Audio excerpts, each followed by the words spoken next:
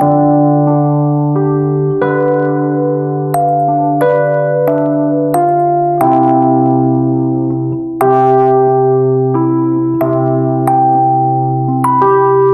যখন সাহস পায় তখন গড়ে ওঠে ইতিহাস। বাংলাদেশের প্রতিটি অঞ্চলে ছড়িয়ে আছে সম্ভাবনার অসংখ্য গল্প। আজ আমরা লক্ষ্মীপুর জেলার রায়পুর উপজেলার ২ নং চরবংশী ইউনিয়নের এক প্রান্তিক এলাকায়, যেখানে গড়ে উঠেছে এক অসাধারণ স্বপ্নের খামার, যেখানে শুধু ছাগলই নয়, গড়ে উঠেছে সাফল্যের গল্প। এই খামারের পেছনে রয়েছেন মেয়র এবিএম জিলানী।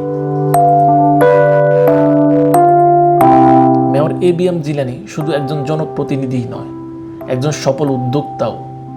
বিভিন্ন ব্যবসার পাশাপাশি তিনি গড়ে তুলেছেন এই ছাগল খামার, যার মূল দায়িত্বে রয়েছেন হারুন নামে একজন দক্ষ খামারি।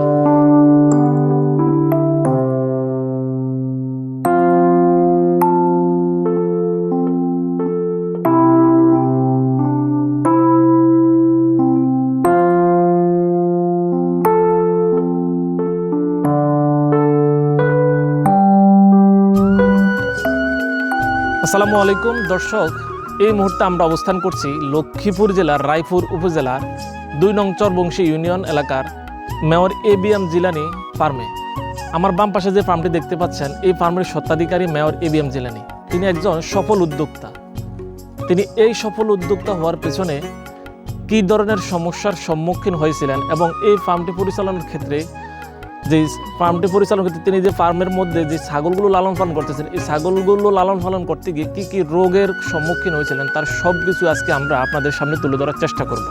দর্শক, দেশ বাংলার আজকের এই পর্বে আপনাকে স্বাগতম। পুরো পর্ব জুড়ে আপনাদের সঙ্গে আছি আমি মোহাম্মদ জাহাঙ্গীর আলম এবং ক্যামেরায় আছেন সানজিন। দর্শক চলুন দেরি না করে আজকে আমরা মেয়র এবিএম জিলানীর যে ছাগলের যে ফার্মটি আমরা আপনাদেরকে ঘুরে ঘুরে দেখাই এবং তার সব কিছু আদ্যপান্তগুলো আপনাদের সামনে তুলে ধরার চেষ্টা করব।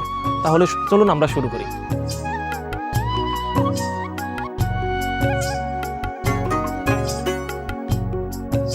হারুন ভাই কেমন আছেন? ভালো আছি। আমরা তো আপনার এই খামারে আসলাম। এখানে আপনার বেশ অনেকগুলোই ছাগল আমরা দেখতে পাচ্ছি। এখানে কয়টা ছাগল আছে ভাই? এখানে 70টা ছাগল আছে। 70টা ছাগল আছে। এখানে আমরা অনেকগুলো বাচ্চা দেখতেছি। এখানে কয়টা বাচ্চা আছে আর কয়টা আপনার বড় ছাগল আছে? এখানে 15টা বাচ্চা আছে। আচ্ছা। আর 50টা বড় ছাগল আছে। 55টা বড় ছাগল আছে।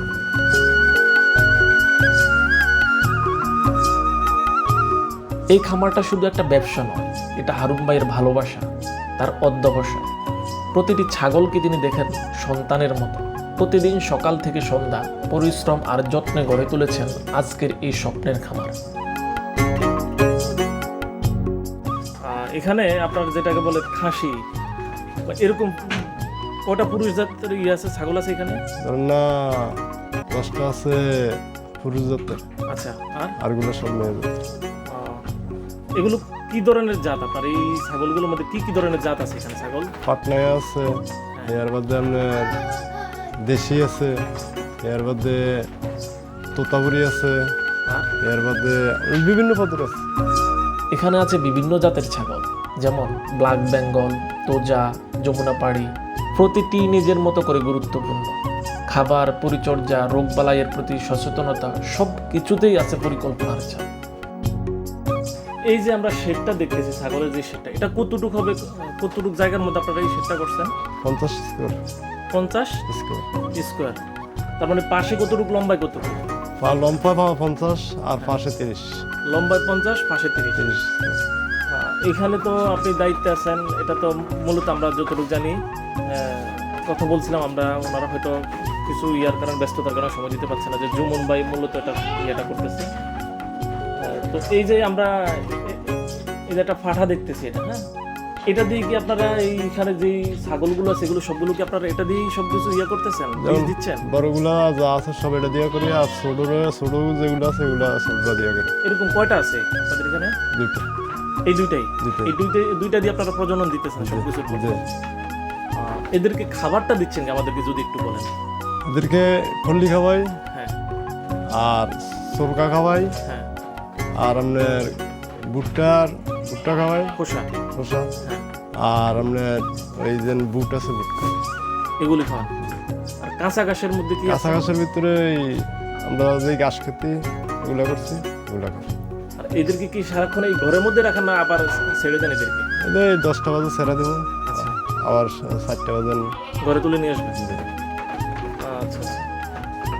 আপনারা যে এই ছাগলগুলো লালন পালন করছেন এগুলো কি মাংসের জন্য করতেছেন না এমনি দুধ টুধ এরকম কোনো কিছুর জন্য করতেছেন আপনারা? কিছু কিছু আছে মাংসের জন্য, আচ্ছা আর কিছু আপনার করি বাচ্চার জন্য, আচ্ছা। কিছু দুধের জন্য।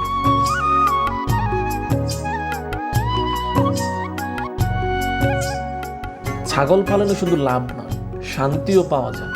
যারা মন দিয়ে করবে তারা অবশ্যই সফল হবে। একজন হারুন হয়তো 1000 জন নয়, কিন্তু তার মতো একজন মানুষ 1000 জনকে অনুপ্রেরণা দিতে পারে।